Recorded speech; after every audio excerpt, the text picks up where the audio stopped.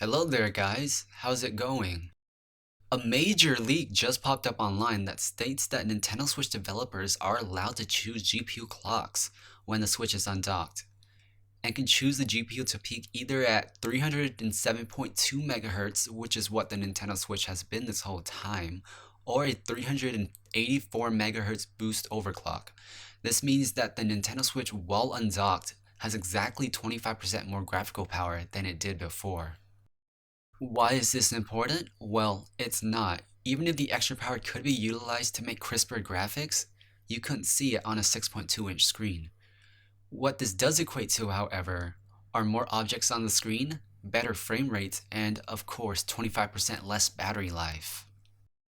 What is quite disappointing, however, is that Nintendo only allows the developers to choose this, so that means that we do not have the option to change between the normal or boosted power settings.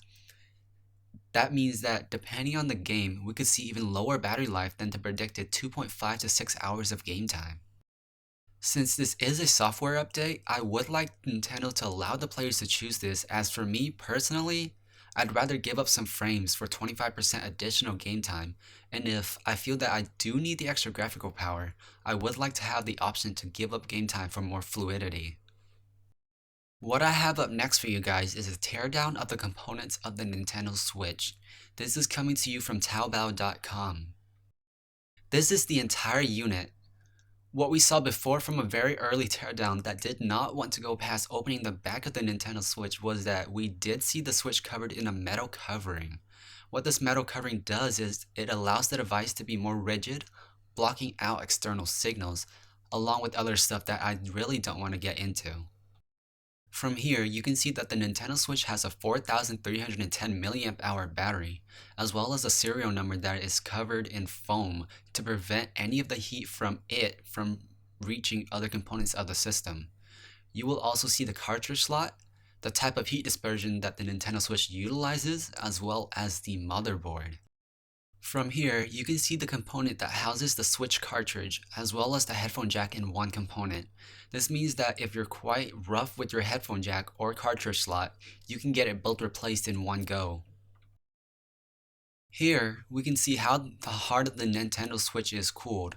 The heat is absorbed by the hot plate at the top of the picture and transferred through the copper tubings to a small heat sink that is pushed out the top of the Nintendo Switch by a blower type fan. From here, we can see something quite strange. This is the 32 gigabytes of eMMC NAND storage that is not soldered. This is evident for either an up-and-coming Nintendo Switch with more storage, or a second generation Nintendo Switch that is already in the works. Because the storage is not soldered and placed on its own daughter board, it can be easily swapped out. Here we have the heart and core of the Nintendo Switch, the custom Tegra processor. What this also means is that if you dare to open up your Nintendo Switch, you can replace the default TIM of the die with a better third-party one. This will lead to better thermals for your system, but don't confuse this with better performance. Last but not least, we have the motherboard. It is in a custom L shape and holds the 4 gigabytes of unupgradable RAM that can either be 1331.2 MHz or 1600 MHz.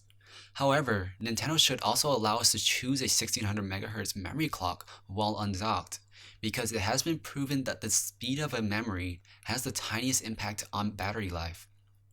For example, going from a very slow 800 MHz speed versus a 3000 MHz memory speed in a 6-hour laptop usage affected the battery life by 5 minutes and is not substantial enough to force out.